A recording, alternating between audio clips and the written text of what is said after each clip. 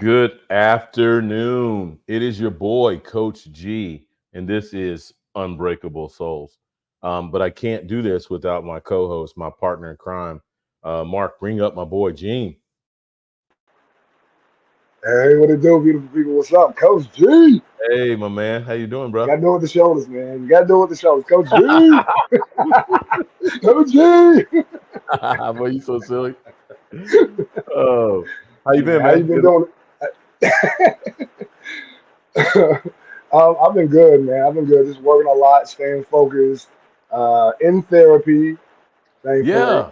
Yeah, Yeah. I'm in So, therapy now. Yeah, so I'm feeling like our discussions have really yeah. prompted some inner stuff for you that I'm proud of you, man. That's dope. I Here on appreciate it. Unbreakable Souls, we lead by example.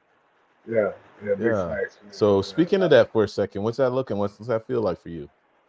Yeah. So I just I've been in therapy before for about a year and a half or two, um, and then I couldn't afford it. So, and I just going through the trauma that I'm going through a divorce, custody battle, blah blah blah. Um, I started to go back to bad habits. We talked about the drinking heavily. Like, Yep. hey, it was getting bad, brother. I was starting to put it away again every day, and it's like, Oh no. mm, yeah, this ain't good. I No. don't, and then it was hard for me to process um, the feelings of sadness and anger and despair, and it just became like, okay, I'm falling back into old traps that I Yeah. see very clear now. Yeah. I got the tools to see these things, and I'm still falling into these traps. So, I was like, yeah, I need to go back to counseling. I'm, Okay. I'm, yeah, yeah. It got bad. It got dark. No, It man. I'm got I'm dark. thankful. Number one, that you went back, you recognize that, and I'm thankful to the Lord that these are the topics and subjects that we were talking about for Yeah, the last 6, 7, 8 weeks. right. So I know that helped stir up some of that stuff in you. Me Yeah, too. And you notice I'm on the yeah, water, right. the water. That's awesome, brother. I'm glad to see that you're still pushing through, man. Yeah, man. So I feel that, man. I kind of had some issues with release too. So, um, Yeah, yeah, I don't think we can do a show like this without it affecting us personally. yeah, right. Yeah, facts. It's like you lift up rocks and look under them, and you see, oh, there's a whole ecosystem here under this Yeah, rock. yeah. So And now you and have it, to. keep going. I was gonna say, and now you have to now because you realize that there's something there, you have to explore and put it in its place where it Hmm. benefits you because this is something that was intentionally hidden under a rock. Right. You know, That's good. uh, yeah. So you gotta put in. This is the work now. You have to make sure that you transmute that into something positive as opposed to it continuing to be something negative and limiting, which is what was transpiring. So Yeah, yeah. I love what you're saying because love that analogy of the ecosystem, pulling up the rock and seeing a whole new ecosystem. And what I thought instantly when you said that was seeing yourself, Yeah, looking at, and you're exactly. like, oh my God, that's me right Yep, there. yep, So I was sitting a couple weeks ago, was invited to um, AL, and AL couldn't be here tonight, but today, but yeah, went to his men's conference and for Elevate Men, and yeah, one of the speakers was a counselor, an Black African brother, and man, dude was spitting so much fire, and it yeah. encouraged me. I'm like, now he's speaking on a whole nother language that Mhm. I haven't experienced in counseling Right. before. So I got his information and planned on plugging in with him to go a little deeper myself. So just to let Yeah. you know that that's in Yes. front of Yes, me as sir. well, man. So I'm Yes, excited sir. that you're in there. I'm Yeah. excited that I'm going to be jumping in there. So, Yeah. Yep. Yeah, it's but yeah, needed, man. man. It's Go ahead. underestimated, man. Especially people of color. Like Right. we're told by society to just pull yourself up by your bootstraps or get over it. You're strong. Like we don't experience pain and trauma like everyone else of every other shade or hue of melanin or lack thereof. Right. We all experience trauma. We need to honor that, and see each other as a work of work of art in progress. You know, Yeah, that's so good, man. Which actually brings me to a point. This video Mark's about to pop up for us. Um, what a segue. We're talking today about relationship trauma, and I think we spent so much time talking about all the other traumas, but the one right, really that's near and dear to our heart is relationships. right, Friendships and family ships and right, business ships, right, partnerships, right, and then our romantic relationships. So right. we've got a powerhouse Oh couple yeah, here yeah, with us today that we're going to go through this video, audience. um this is kind of, it sets the foundation for relationship trauma. For it, it's got some 4 points that it's going to discuss, that we're going to hit first, and then after the video we're going to bring them up, man, and when they share, you guys are going yeah. to be It's blown gonna be away. fire, Fire coming out. So fire. Mark, go ahead and shoot that video for us. Our brains are wired for connection, but trauma rewires them for protection. That's why healthy relationships are difficult for wounded people. Do these words speak to you? Trauma can come from many difficult sources, and sometimes this includes those closest to you, your family. Negative experiences you had growing up, or even heavy responsibilities and expectations placed on you throughout your childhood can often be too difficult to forget. Psychologists call these adverse childhood experiences, potentially traumatic events that can happen from a child's birth until they reach adulthood. According to Centers for Disease and Prevention, these events are linked to chronic health problems, mental illnesses, and substance use problems in adolescence and adulthood. So even as you grow up and replace the family you were born into with the family you choose for yourself, it's still hard to let go of the trauma. It seems as if the ghosts of your past come alive and try to make it all about them once again. And even if you know in your heart that your partner is not the parent who hurt you, it may not help. What kinds of trauma can one experience through their lives, and how do these traumas impact their romantic relationships? Let's explore 4 types of trauma and their effects on your romantic life. Rejection trauma. Let's start with the trauma of being rejected. Rejection trauma is born in a home where we're made to feel like we don't matter. Try to think back into your childhood. Were you always pushed away? Do you feel like you're not worthy of your parents' time? If instead of love and warmth you felt rejected, you may have carried that feeling with you.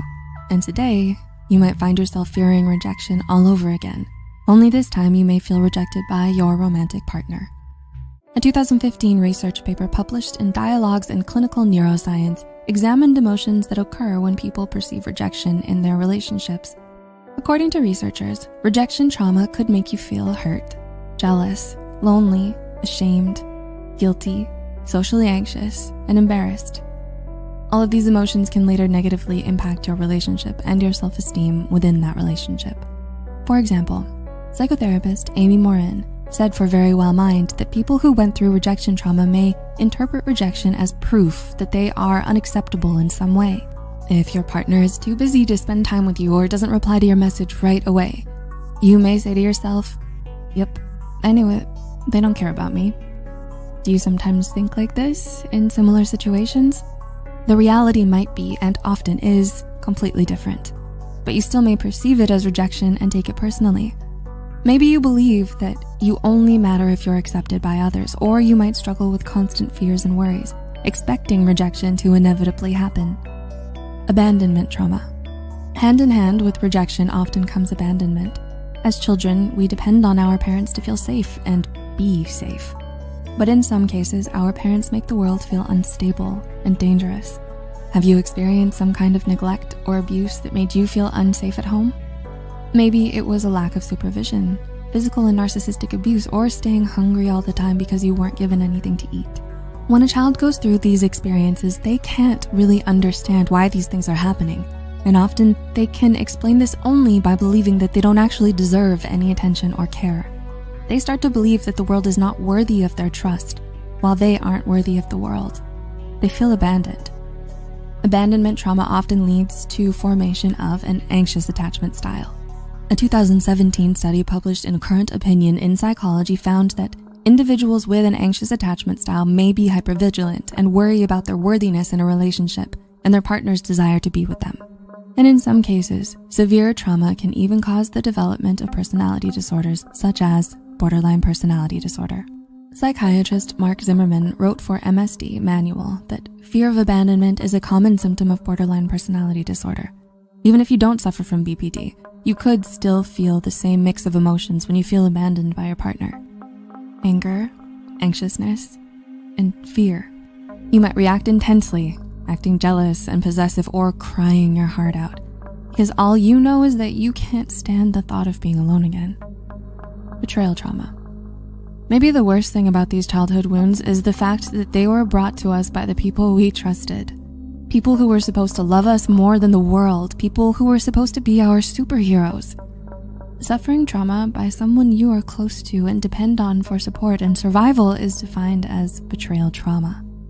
Have you been deeply betrayed by someone you loved and depended on? This could mean discovering that one of your parents or your partner cheated, family members justifying abusive behavior, or maybe one or both of your parents engaging in drinking or gambling instead of providing for you. If things like these happen to a child, they might have trouble accepting it or believing it, so they often just suppress it. One study from 2009 published in the American Journal of Psychology suggests that those who suffer from betrayal trauma often dissociate traumatic experiences from conscious awareness in order to preserve the relationship. It's because they're too dependent on their abuser to believe otherwise. And once they grow up, they might continue the same patterns. They might become dependent, feel inadequate to be on their own, and decide to stay in toxic relationships. They might be too afraid to leave, too afraid to be betrayed again, so they just put on a happy mask and suffer in silence. Humiliation trauma. Lastly, your childhood may have left you with a wound of toxic shame, humiliation trauma. Was there a time when your parents made you feel deeply ashamed of yourself? They might have laughed at you for changing body during puberty or mocked you for not getting the highest grade in school. In order to survive feeling ashamed and humiliated, you might have developed some coping mechanisms that you still use to this day. Dr. Linda Hartling said for modernintimacy.com that there are 3 strategies that you might use as a way of dealing with toxic shame from your childhood: moving away, moving toward, or moving against shame. Moving away from shame means isolating, keeping secrets, or withdrawing from your partner. Moving toward shame could show up as codependency or people-pleasing behavior, becoming what you think your partner wants you to be, even if it means losing your sense of self. And when you move against shame, you might try to fight those who shame you. Maybe you use passive aggression or insults to shame your partner before they get the chance to shame you. These strategies might help you cope, but they might be detrimental to your relationships in the long run. Do you feel like some of these trauma types describe you and your relationship patterns? Have you recognized some other childhood wounds that get in the way of a fulfilling love life? Unfortunately, sometimes we may unconsciously seek partners who imitate those who hurt us. Later on, this can lead to trauma bonds within a relationship. Are you stuck in a trauma bond? Take a look at this video and find out if it's a trauma bond or love. Don't forget, you matter. Thanks for watching. Until next time.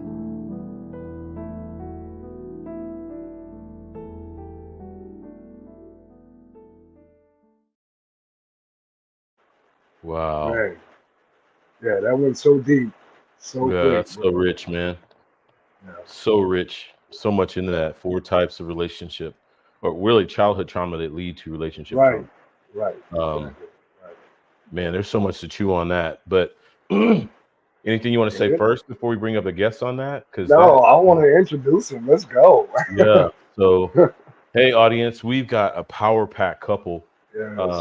that I've known for a couple of years now, and just in the journey of a warrior for me personally, they have been very instrumental in my growth, in my development, in my healing. Really on the ground roots level. They have boots on the ground for me, and some low points. They have my back, and I love them. I get emotional every time I think about that. I love them, and I can't even put words to how I feel about these two. But welcome to Unbreakable Souls, David and Isabel Black. What's up? Yeah. This is a quintessential power couple right here. Right. Thank you. Appreciate it. Thank you. I just wanted to, Gary, thank you for those kind words that you spoke to us. You're always speaking onto us as well, and onto our relationship and us individually. And you've been just as instrumental in our life as we have been in your life. So I'm grateful for this connection, grateful for Gene and the works you guys are doing together, really making a change out there. But yeah, it's been a fun ride. Yeah. Yeah. So, I mean, I just have to honor you guys because you guys walk the talk. I mean, there's so many people in this space that talk a good game, and then you look at their Right. relationships, especially marriages. And Yeah. I'm talking to myself because, you know, being a minister in church and stuff, a lot of the relationships, especially marriages, they came to us. And we spent so much time building up other relationships and helping other couples that we forgot to work on our own. And Exactly. that led to trauma in our situation. This video that we just listened to reminded me of so much stuff, man. Yeah. That Same here. Gene, yeah. So I'm definitely gonna need to hook up with that. Yeah, right. It woke up some more trauma, and he's like, "Yeah, I need to talk to somebody about this stuff." Oh Right. my god. I want to implement something though, Gary, for all the listeners who be tuning into this episode. Is it's not that we walk the talk or talk the walk or whatever it is. I It's know I that didn't say we that right. practice Yes, walking the talk. Right. intentionally. We're not Right. perfect, and we Right. are at peace with knowing we're not perfect. Right. Yeah, But we practice, but we do have a practice, and we are able now to lovingly check each other when we're outside of our own practice, yeah, right? Because I don't want anybody to think that, for like I thought for so many years, that you have to get somewhere before you can be that person. Like you had to do something first, yeah, and it's not. You can start now. It's just a practice. It's a devotion every day, Right. multiple times a day if you need to. Whatever it is that you need to get you going, build new muscle memory, right. and Yes. see what happens in your life from there. Yeah, such an intentionality. Yeah. That's kind of Yeah. what I was speaking to is that you guys wake up every day intentionally doing something better, being a better version of yourself individually Right. and collectively within your Right. marriage. And I think, man, there's so much power to that. I know that resonates with you, Gene. Yeah, definitely. Again, it's the constant doing the work, it's the conscious work of knowing, okay, I know that I'm not perfect, and there's no such thing as perfection. I mean, the universe itself is still forming. So the universe, which we are a model of, and a smaller version, then if the universe is still evolving and growing, then we're supposed to constantly do the same thing. But the goal is to consciously be aware of, hey, I want to be a better version today, even if it's this much more than yesterday. Right. Every Yep. day, a little step. And 365, bro, you look back and be like, whoa, there's miles behind me. I did this work in this time just by being consistent. So I love what you just said. That hits so deep. For sure. Yes. So Dave and Izzy, you know, take it away. Introduce yourself to the audience. Tell us a little bit about who you guys are, what you're doing, what's going on in your space. Hi, my name is David Black. Come on now, let it out, let it out. We've been married for 20 years. We just celebrated our 20-year wedding anniversary in May. Yay. We've been together for 24. Yeah. So, I'll just say I was really surprised after dating me for 4 years that he asked me to marry him, because I was not intentional. I was not the person I am today. I was like, oh, he wants to go for a ride. Let's do it. Well, I seen all the good qualities about Isabel, and it's like people want to see. I guess they want to compare to, like, you got celebrities, movie stars, and this and that, but they overlook all the gems that's around them, Right. or they run into, and stuff. And it's like you got to put in work to, any athlete knows that you got to put in the work to get to a certain destination. That don't mean you stay at that destination, but you have to put in the work, And so I seen all the gems that Isabel had, all the good qualities she had, know? And I'm like, man, if she has that now and she's this age, like, what is it going to be like in 10 years? What is it going to be like in 15 years? You got to have that vision of Like that long-term vision. Yeah. house, you know, and that don't mean it's going to be easy. That don't mean you're going to be right all the time. It doesn't mean they're going to be right all the time, but you got to come to sometimes a middle road of sometimes agree to disagree or just make a common ground, you know, and that's sometimes that your ego gets in the way and your pride, you know. So yeah, you just got to continue to, you know, people ask me, I went to a dentist appointment right before our anniversary and they're like, yeah, hey, how long have you been married? So I tell them, you know, we're going to be celebrating 20 years, you know, here in the next week or so. And they're like, wow, what's your magic? You know, what's this? Like it's some formula. I was like, you got to keep working as a team, even when the other person don't want to or don't feel like, or maybe can't, you know, depending on the situation. And it's like, there's never a end, you know, like navigation, we put it in and that's the end of the location. It's like you said earlier with the universe, you just got to constantly keep growing. And some days that look like it's like leaps and bounds, and some days it looks like you're barely moving as much as a snail. You know? Right, exactly. But when we came together 24 years ago, we didn't have this knowledge, this understanding. You know, we didn't know that I was full of trauma. We both really were, but a lot of my trauma mimicked what that video we just saw. You know, when the people that are supposed to be keeping you safe are the ones doing the damage, misguiding you, abusing you, lying to you, making a fool out, being felt like they're making a fool out of you, you know, and all of that stuff, that betrayal. Yeah, when we got together, no, I wasn't willing to compromise. No, I wasn't willing to hear his opinion on a lot of things because I had 3 children.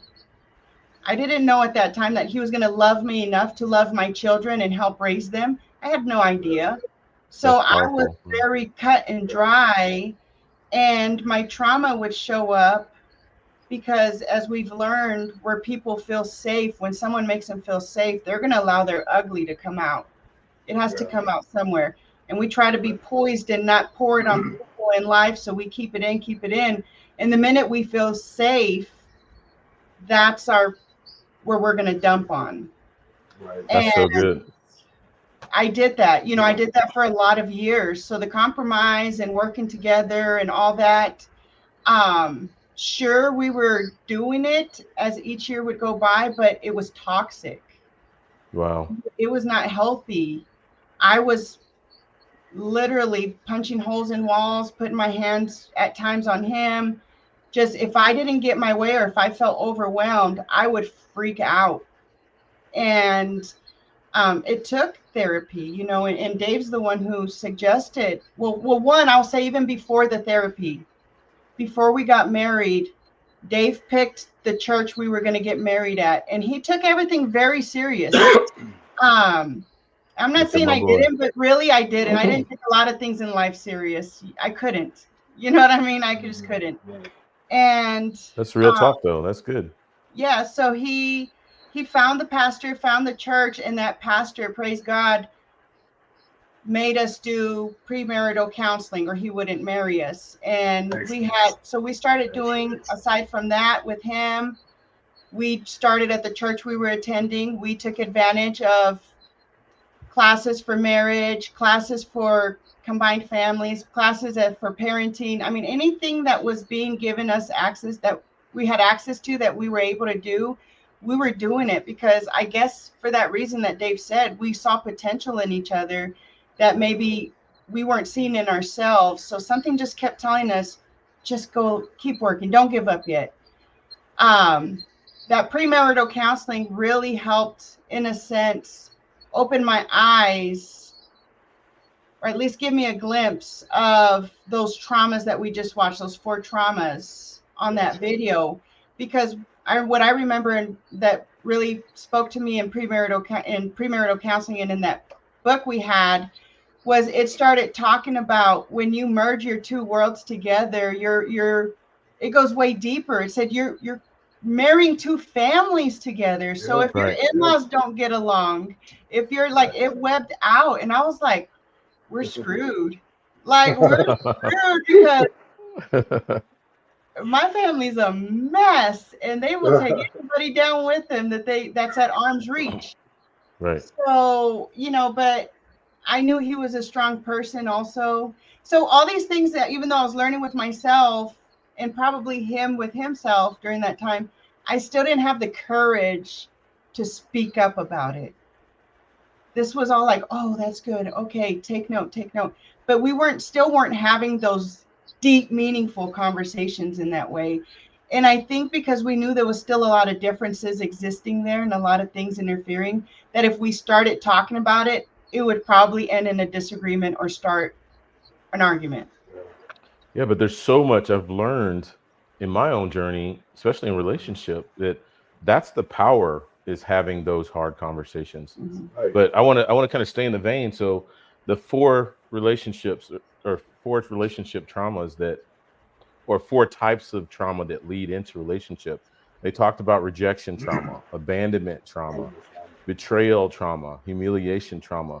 Dave, I really want you to speak to this, because it sounds like you were the stable force in the relationship in the beginning that brought Izzy in. And I think that's powerful, because that's biblical, that the man's supposed to lead, the man's supposed to bring calm and peace to disarray and different situations. So of those four, if not all four, what was the one that I think affected you the most, or affected the relationship in the beginning the most? I think probably abandonment.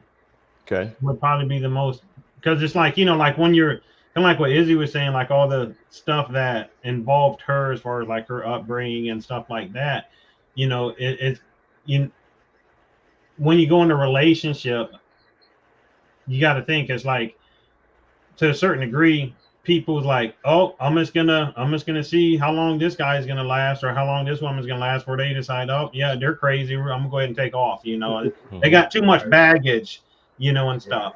And sometimes on that note, we self-sabotage ourselves. Come on. Right. And I've seen it with family members where, hey, they might have a good girl or a good guy, and they just nitpick and nitpick and nitpick. Next thing you know, they're like, hey, I had enough. I'm exiting the relationship. And they're like, why can't I get a good person? Well, guess what? They just shut the door right in front of you. Right. Right. And so it's like, it's not always, relationships, or even when you get married, it's like I tell people, it's easy to get married. It's hard staying married. Right. Yes. And so there's a mic drop right there. That's my boy again, dropping some fire. And so like depending on your background, how you was raised, what you're used to, your family dynamics, it could even be religion that we want to sit and we're like, oh, I think my husband or my wife, they need to be this way, act this way, do this. It's like we want to like start to mold them. And instead of start molding them, how about we just accept who they are, love them through it. Come on, bro. And just show grace to not only your spouse, but to yourself. And what I mean by that is like, hey, maybe I was kind of rude, or maybe I was short with them. And you got to learn how to say sorry and apologize. Right. Even if it wasn't, and that sometimes even if it wasn't your fight, you didn't, your fault. If your spouse or your partner picked a fight and be like, hey, well, I'm sorry you feel that way. Hey, can I give you a hug? I still love you anyway, And sometimes that just breaks all the ice right there, because they might have been having a bad day, but they don't know how to communicate it. Or maybe they don't want to talk about it, because you're gonna be like, hey, maybe you need to find a different job, And sometimes that's the case, But and being on the other side of that, as the person who was aggressive and in survival mode and not being present in their life and having understanding or grace for the people around me, when he would hug me and literally do that to me at times, it would make me so angry at first. And my first emotion was, get your fucking hands. Oh, am I allowed to say that? Yes. Okay. Yes. We're get your real fucking here. hands off of me, and I'd be like, don't touch me. And all of a sudden, why, it was a small fight, but because I got in my head, all that trauma came forward. I'm no longer in control of Isabel's body, Isabel's life. I've allowed my emotions to come take over. And all he was trying to do was love me. And I would take so offense to it. But because he stayed consistent at it, and then his actions afterwards followed. No, he wasn't just trying to calm me down so now he can dump on me and make me feel how I just made him feel. Right. He would calm me down, and he would work very hard to navigate the energy to a more loving, positive energy and space. And with time, with consistency, my wall started falling, and I'm like, he's not doing this to make fun of me or call me out or pretend like he's perfect, and he always has to soothe and comfort me. All those things would go on in my head, and I just started saying, you know what, he's just a good person. Like when I could finally get to that thought process, he's just a good person, and he's just trying to help me right now. But it took time, again, like Dave said, and him willing to be present and calm when I wasn't willing to. Yeah, that is beautiful. That is absolutely beautiful. I think what's exciting for me with that is, as you're both talking, I have been eyewitness to this. I remember you guys, I'm literally in my living room now. I remember you guys being over here and we're hanging out and we're talking and you're sharing stories, and the gentle giant is sitting actually in the seat right next to me, quiet, but every time he spoke with power. So I just got to watch what you just said in real time, real life action. And that's just been the model that in my 2 years plus that I've known you guys, that's what I see. And I love that Dave lets Izzy be Izzy. But then there's an honor and a respect with Izzy that, when Dave speaks, Izzy's listening. And I think he's earned that. I think the key word she talked about was consistency, and that he has been consistent over, long stretches of time. And there's so much power in consistency. So, and I have to say this, just because of what I experienced from a lot of women in the different jobs and stuff I've had. One thing that I think really helped also in the relationship is that, and helped me to just grow in loving him and honoring him the way he deserves to be loved and honored, was that I worked really hard on never speaking about him in a negative light, even if I was very frustrated. I had my safe people. I have my 2 safe people.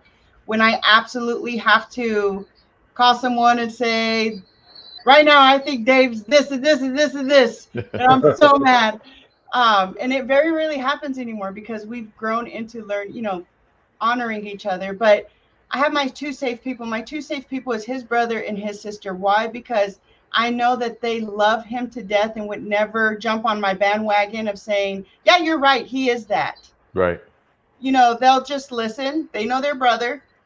And then they honor our relationship. So when they do give the feedback, they're like, okay, so, you guys just talk about it. Let me know after you talk, or just breathe this one through. Maybe you don't even need it, just give it time. So it's safe people. Have your safe people to talk to. Yeah. They have to honor your relationship, and they have to love the person that you're needing to vent about. And I just never, even if I felt it and other women were complaining about their partners or anything, I just refrained, and I would just say, I guess I'm very lucky. I guess I'm very fortunate because I don't have those complaints about my husband. And it was just because I think I did practice that because my family, just my parents and my sister, or really, I guess that's mainly the people. If you give them one little speck of dirt, they're going to make it a big muddy mess. Yeah, they run with that. And every time they don't get their way with Dave, they're going to make sure that they say the muddy mess they know and cause division instead of bringing together. So it's real important that you treasure and honor your unity, regardless of maybe how you're really feeling emotionally that day, and speak on each other on a positive light always, or just keep your mouth shut. Right. Hey, say that. Well, I love how you're speaking that into existence. I've been hearing a lot of different things on different podcasts that talk about, male, female, but one of the things you just hit on, look at Mama talking about he just wanted to love you. Jennifer, thanks for coming. She loving your story there. Right. But And Shannon as well. oh yeah. Shannon, yeah. Thank you for being here, Shannon. But speaking into existence, so you're speaking into your king because there's a king or a Right. little boy in every man, and you're Right. gonna Right. get which one you speak into. Yeah. You know, and for us men, there's a queen or little girl, and you're gonna get whichever one that you speak into. So I love how I've personally witnessed you speak into the king of David, and therefore you get the result of that. So that's beautiful. Exactly. Actually, want to add. I want to add something to what you just said. So actually, if you really think about it, we have both the king and queen and the child within both of us. So Hmm. in order to love the person, we need to love both.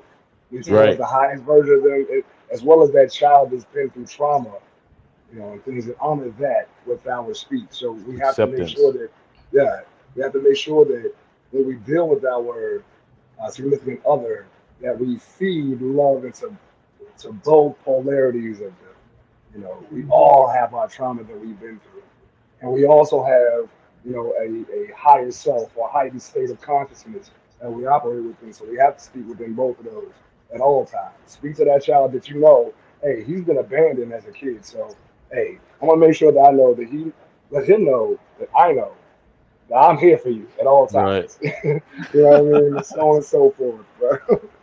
But yeah, you got to speak into both sides. Yeah. Both sides are majorly important. You never outgrow your inner child, Right. regardless of how old you get. You never outgrow that part of you. So Right. yeah, Right. It always needs to be nurtured. So I just want to jump into it. We had some talking points that we want to really address with this powerhouse couple oh today. yeah, Again, that I love so dearly. I can't say enough good words exactly. about them. But I think one of the pillars of a successful relationship, especially one that has experienced trauma, is trust. There's that dirty word again, trust. So relationship trauma can be severely disrupted by an individual's ability to trust others, leading to difficulties in forming or maintaining new relationships.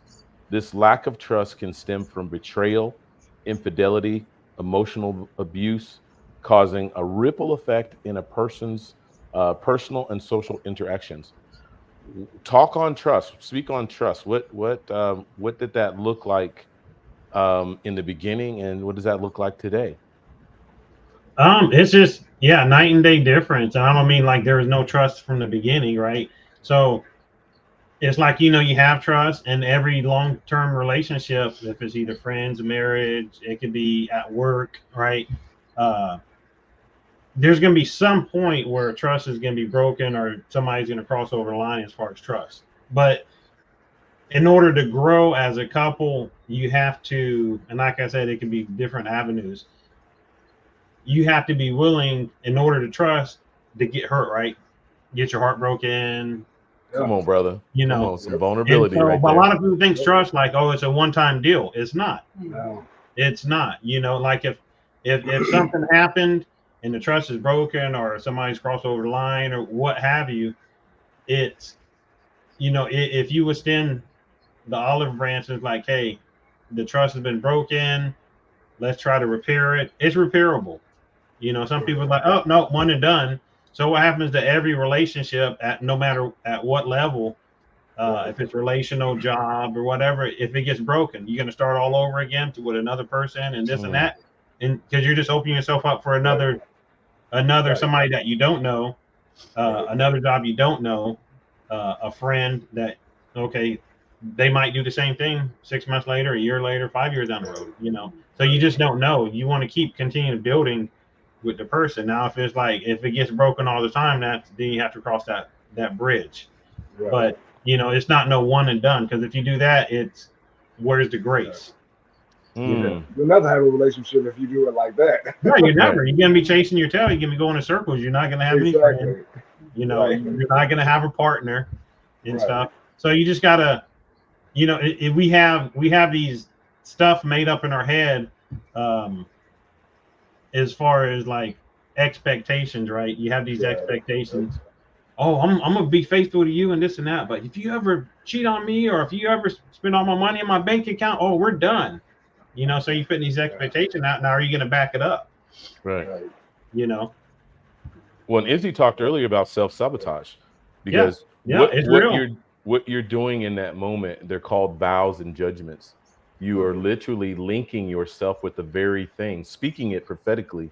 You're Right. linking yourself with the very thing that you're saying you don't want to happen in your relationship. Right. But you just gave the enemy permission. You co-signed permission to the very thing that will destroy your relationship. So, man, that's powerful, brother. Yep. Life and death is in the power of the tongue. You have to Yeah. remember that every word that we speak is a spell. You know, I mean, you have to spell words out. So it's a conjuration. When you say something, that creates a reality. Right. So Yeah. you got to be conscious of your words, man. Yeah. It's Yeah. best to be a silent giant and keep your words to yourself and speak, judiciously, as opposed to just blabbering. And then you wonder, why is my world so chaotic? Right. Because your words are chaotic. You're all over the place saying, things that you say you don't want, but you say it constantly, so you create that reality. Right. Right. Exactly. Well, I like to share this. It's like I remember, like, for how long Isabel and I have been together. Of course, you go through your storms, and you try to weather the storms. But I remember one of the storms me and Isabel was going through, and my older brother, which I'm grateful for him. Uh, he's like, Dave. He's like, in 10 years, it's gonna be completely different. But when you're going through that storm, you don't see the light at the end of the tunnel. Right. You can't Yeah. even fathom 10 years down the road, right? Right. And stuff. Right. And it's like, he's like, hey, just hang in there, man. 10 years down the road, it's going to be completely different. You're going to be in a total different space. He's like, you guys will be fine. He's like, you just got to put the work in, man. Yeah. Yeah. Man, Bro, you got a great family, bro. I got to pause for a second because you're blessing me, man. You are blessing me because I've had the privilege of hearing this behind scenes, behind closed doors, man, and you walking me through my own personal relationships. But for you to come here live on TV, man, and spit fire like this, man, I'm just like watching my brother evolve right before my eyes, and it is blessing the hell out of me, man. I gotta just say, dang, I'm so proud of you, man. Love it. Yeah, so I don't want to pause on that, but Izzy, did you have anything? I don't want to move to the next topic before I know, because trust is a big thing. Yeah, no, I just trust was non-existent for me. What trust looked like coming from gang world and being groomed in that sense by our father of what real trust is and stuff. It was really non-existent when Dave and I met, plus broken relationship before him. And that's why I was like, look, I'm looking for a friend. If we could be that, awesome. Nothing more than that, because once I knew it was more than that, then I was going to have to work on putting trust, and that just wasn't something I was interested in initially in our relationship. But he gave me, he just was being present and gave me reasons to want to let my guard down and stuff. But again, took many years. I would say the trust fully came on for me about 11 years in. We finally got therapy, and probably around the same season that Dave's talking about, where his brother had to speak those words to him, because it was Look at mama. It was falling apart. Well, it's like the kind. It's like, who's your tribe? That's a big thing right there. Yeah. You don't want the huge people you're getting advice from everybody and their cousin, right? So you want to have your tribe, your small circle, right? Yes. And you want people that's going to uplift you. You want people that's going to speak words of positivity in your life. Speaks the breath of life. They're going to tell you, hey, well, maybe you're a little harsh, or they're gonna be real with you. Gotta have that. You're gonna feel a little. Gotta have that.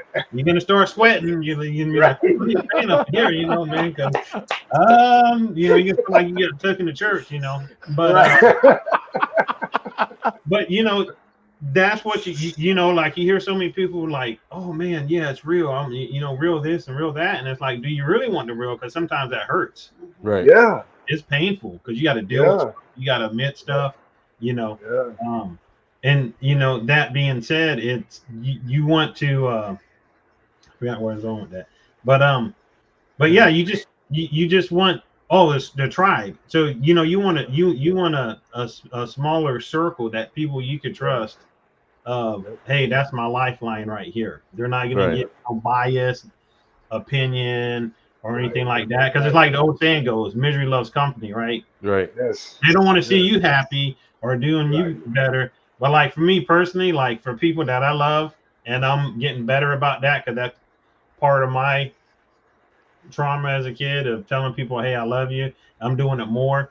But at the same time, you want that. You want the realness. You don't want nobody fake. They, you know, you don't want nobody being on, you want to be on their bandwagon or vice versa of misery loves company, because nobody don't like that. You're not growing as a person or an individual, you know, and stuff. And we were dealing with the traumas we're talking about, just us being together in a relationship, getting to know each other. I brought 3 kids into the relationship, so there's that part as well. So we weren't just dealing with all of that. We were also dealing with, I didn't talk bad about my family to Dave. I felt always if I told people who my family really were, they'd run. And that's usually what they did as soon as they found out. And I wanted him to find out for himself and make his own judgment. I knew I had a bunch of biases attached to it and my feelings and everything. So when he wouldn't trust in my dad, you know, there was a time or two, and my dad would flat out tell him, don't waste your time with her and her kids. That's too big of a task. You can't handle it. Leave now. You know, so he's battling, you know, and that's just one thing, you know, that's just how my family is. That's the type, they call that being real. No, what it's called is, like you just said, hating. You couldn't make it through your relationship. You're not willing to put in the work. You gave up, which is fine, right? It's their journey. But now they don't want to see it anywhere else, because in their mind, it's not possible. And so tribe, people you trust, I mean, it really makes a difference. Yeah, you want people that actually cares about you and your relationship. You know, you want to see, you want to be your tribe. You want to be, they like seeing you win, and vice versa. Man, I'm loving this. What I'm hearing, Gene, I don't know if you're hearing this, bro, is healing and recovery. Healing and recovery from trauma often requires intentional work, including therapy, self-reflection, and support from loved ones, as David so eloquently said. Acknowledging and addressing trauma is crucial for personal growth and the ability to engage in healthier relationships moving forward. And you've addressed all of that. I think that's the power of your story, that started out rocky on a bad note per se, but the intentionality. And then I love that, you know, that's Izzy's name, you know, the intentional healer, that she's taken that not only personally to heal herself, and she's got a powerful story of what that looks like in healing her journey on cancer, but allowing that intentionality to heal her relationships, in particular her marriage. And now she is just this rock star out here healing folks left and right. I mean, and I'm one of those people that encountered Izzy and Dave and got to experience that intentional healing. So Izzy, speaking of that. Yeah, and that's, you know, that's where I was called into purpose. And as I was being called into purpose, like you said, I just finally got to a point in my life. I was already working on loving and honoring my husband better. And that just meant, well, what are you doing now? Okay, add something to it. And I kept challenging myself, add something to it. Patience, right? Forgiveness, peace, learning to be quiet. Just because I feel it, I don't have to say it. All those things. Did you say the power of being quiet? Yeah, that's huge. That's huge. When your partner's trying to pick a fight, powerful. Your partner's trying to pick a fight. Guess what? The best solution: don't say nothing. Oh, MG, man, that was a mic drop. Jim. When I was younger, when I was in gangs, they called me La Loca because I was so unpredictable. I mean, they didn't know. Once my fuse was done, when I got triggered, that's it. I'm causing as much destruction as I can, because you're going to be telling stories about me for a long time. Wow. And that's how Kicking my people don't ass fuck right with there. you. You know, it's just really was what it was. And when I finally started learning to breathe, right? Like, I would have laughed at myself if people would have said, just breathe, do breath work, and it could change Right, your life. right. And I'm like, Yes. dude, I'm breathing clearly. What more This can I the, do? You you're the know, gangster breathing. and with Yeah. that pause and that breath. No, that's really what I would look like, G. And Mhm. so Oh, imagine, I know. yeah, when God had to show me the people on the other side of my anger, and I got to see Dave's face, I got to see my kid's face, my mom's face, my siblings' face, you know, I was like, okay, that wasn't cute. It wasn't cute. It was nothing I was proud of. So, but divine purpose, that's where I learned to pause and breathe, and that helped me just learn to be present in the moment. When I started practicing that, my breath, my feelings started fizzling, and then I could look around and I'm like, oh, life is still happening around me, even though I felt like it was falling apart and your brain's starting to get suffocated. I'm like, okay, life is still happening, all is well. What do I need to do next? You know, once I started asking those questions and being willing to take action on what spirit told me I needed to do next, then came the world of giving back, right? Yeah. Mm, Um, Right. and that's really what has brought our relationship even closer, because my intentional journey, yes, it had a lot to do with me. I was supported by him through it, which then, because I kept me going and doing it, was able to pour off into him in his own way.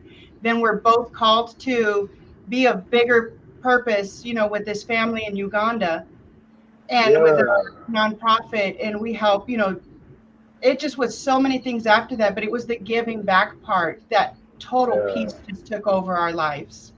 that's so Yeah. good.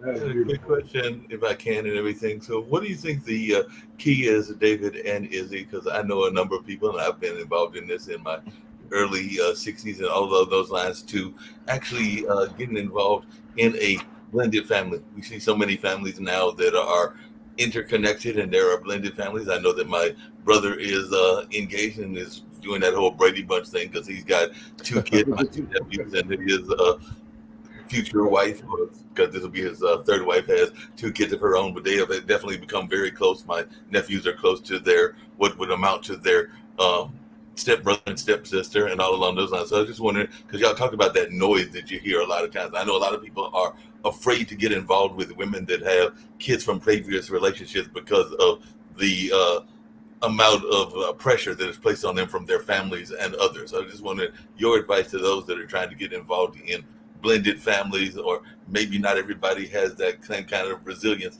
that you have, David. But I just wondering, what advice Well, would you give? yeah, my advice is just go in open-minded, don't have no expectations, right? And don't be like, well, I'm gonna parent them like this. No, you got to not only you got to show grace to your spouse, or if you're looking in going to it, you got to go in there. They want somebody that's gonna love them, right? We all do. So don't go Right. in there and be like, oh man, you're gonna get punished for Right. this and that Right. from Jump Street. Right. You don't want to do that. Go in there and just love them, because if the other parent's not there, or even if they're involved or not involved, they need somebody else that could love them, right? Because not both parents at the same time. One parent might get mad or upset for whatever reason because they're not cleaning their room or straightening it up, and the other parent needs to be there to we're like, hey man, it's okay. Hey, maybe I can come along and help you get it started, and you can finish it. You just you gotta be understandable. You gotta be open minded, but don't be scared of oh man, I don't know about they got kids already. That's Yeah. not Yeah. that's not nothing. You're gonna learn more from them than they're gonna learn from you. I guarantee that. Well, one of the things I've heard, Yeah. I don't know y'all's thoughts on this, but I've heard some people say that they don't want to, and maybe this is for you, is they don't want to introduce the kids to their new significant other until they're sure that there's going to be a long-term relationship. So I just wonder your thoughts around that, because I do know that even in relationships I've been in, there have been folks that were hesitant about introducing me to the kids until they thought that there was a future of some sort or another. That's good too. Yeah. So I really didn't. again, I wasn't slowed down enough to even think that way. I was a mother who jumped in right from my first relationship where I had 2 sons. Immediately out of that one, jumped into another one where I got pregnant with my daughter, and then met Dave when I was not even 2 months pregnant with her, and jumped into. I was just I was just living life. There wasn't much I thought thoroughly about or cared so deeply about. It was about, how am I getting through today? My kids are alive. I'm alive. We good. Hey, you're good, people. Come on, let's have some fun. When you're done, you're done. Goodbye. Loved you. Peace out. Keep moving. You Love know, me some She Izzy, just boy. she just couldn't get rid of me. That's I what it was. could. Yeah. So Yeah. I don't have the best on that season of my life, that, some words. I don't really have the words of wisdom to give, because I was just not thinking about probably some things I should have been thinking about, considering I had 2 kids and one on the way. Well, I I'm going to think turn it back I, over. I would I would say err to caution, because each person's going to vary. Like some people, they might kind of be throwing up a smoke screen at first and stuff.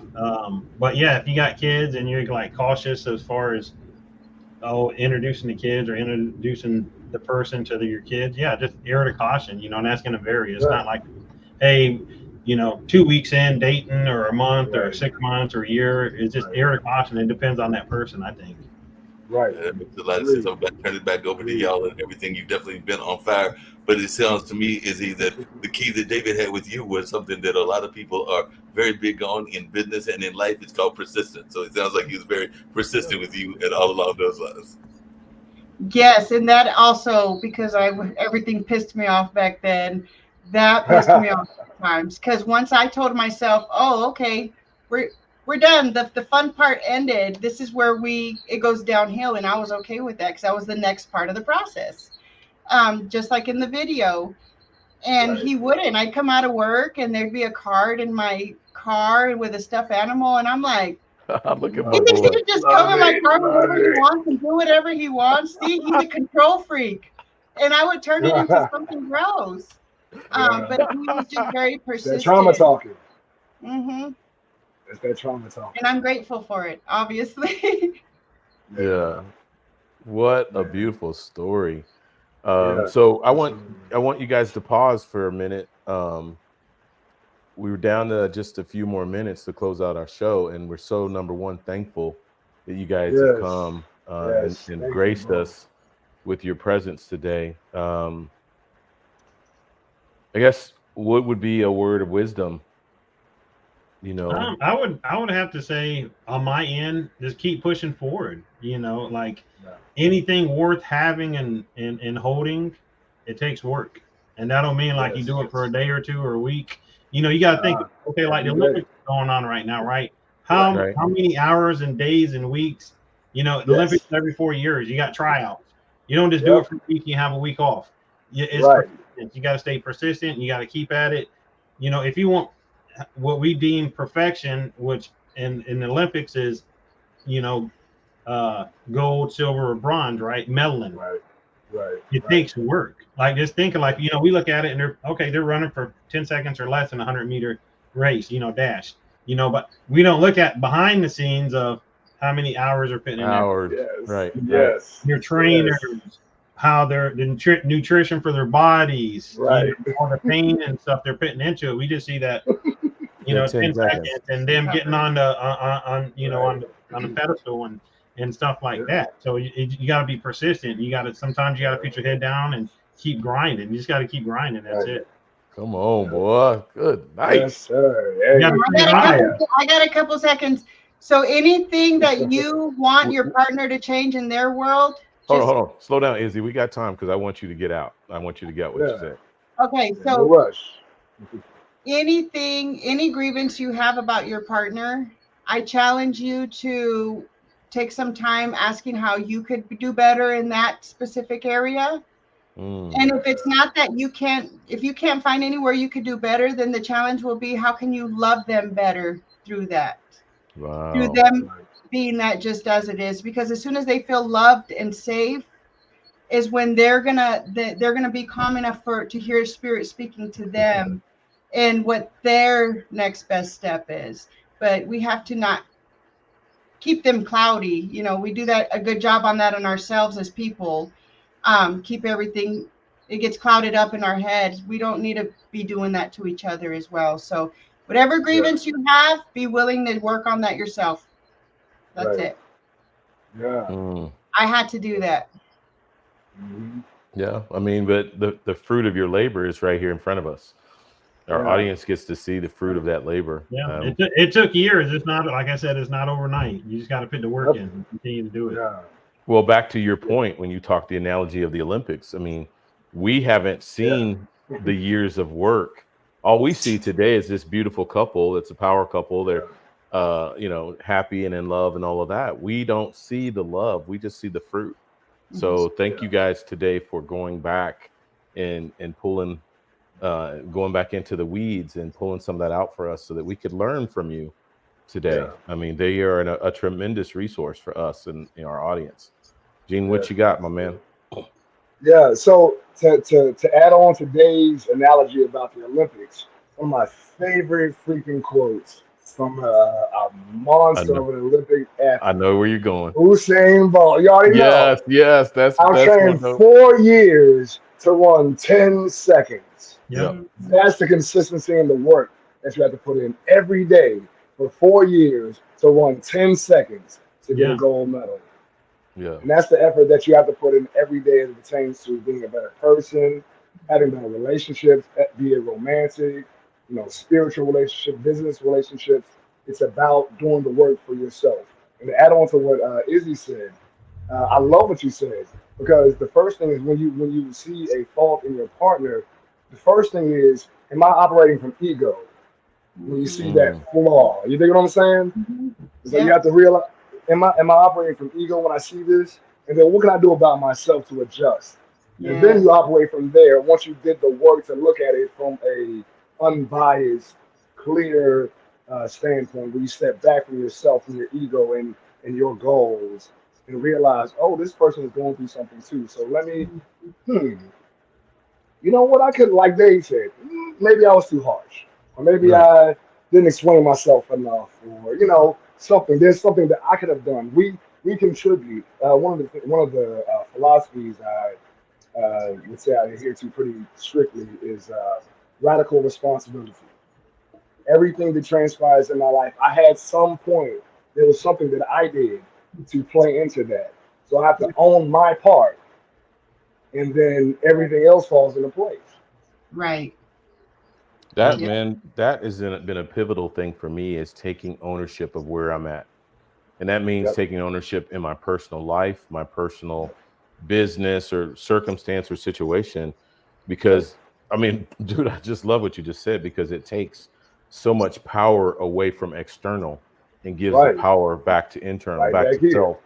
Yeah. And if I can control self, controlling the controllables. We talk about this on the show all the time. If I can control my controllables, then I'm in control of my destiny. So, man, what another powerful Unbreakable Soul show. But hey, bro, but we get to end on such a dope note too. So speak into real quick about your new single that's dropping, because we're gonna extra out with that. For sure. Well, first I want to thank Izzy and Dave so much for coming. Absolutely. Like, just everything that you all provided was like, it was therapy for me. I was in a therapy session right here online with everybody seeing. I love it. Thank you so much. You guys are amazing. I love the work you two have put in consciously to make yourselves and your relationships better. Like that, you guys have inspired the hell out of me. Rock stars, man. For sure. Rock stars, absolute rock stars. So, rock star shit. So, we're going to end the show with my band, G Wiz and the Solar System. We have a song called You Deserve to Miss Me that actually discusses my relationship trauma from, you know, relationships in the past. I'm not going to go there. So, yeah, it's just the song is more about. I saw some tenderness there, brother. Y'all don't want me to go in there right now. Y'all don't want. There's gonna be tears and stuff come after that. So I saw some tenderness there, man. But yeah, you know, man, It's just about constantly doing the work. And then when you don't do the work, the song speaks about the darkness and the ugliness that comes from it. And so again, the song is called "You Deserve to Miss Me." Um, for all of those who are in a relationship of any kind, make sure that you honor the person that you are in a relationship with, because at the end of the day, they are a reflection of you. Yes. Yeah, Jennifer closed this out with beautiful journey and gives so many hope. Man, see what you guys are out here doing? Yeah, yep, Jennifer. yep, Dave, yep. Izzy, you see what you're out here doing? Love it. Because there's people Keep watching. grinding, y'all. Right. Yeah. Yeah, love and appreciate you guys, man. Yeah. Thank you. Cue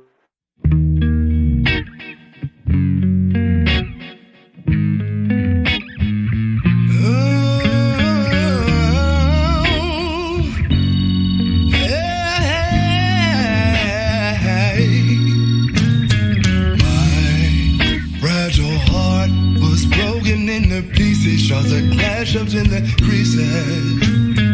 Sold parts of my soul to appease your demons. What the hell to bring you peace? And my heart lay tossed to the ground, broken and neglected by you. Now you avoid me like the dark, and I'm done playing your fool. Almost died when you left me. Thought this pain would break me. Fear these tears would drown me. When I saw you release me, your lovers don't escape me. So you deserve to miss me. You deserve to miss me. You deserve to miss me.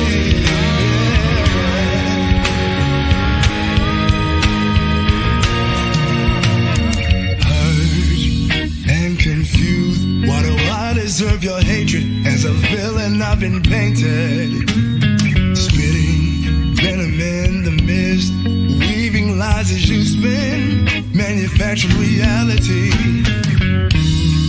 Geppetto's puppet string. Maybe if I submit to this crucifixion, I would survive this wretched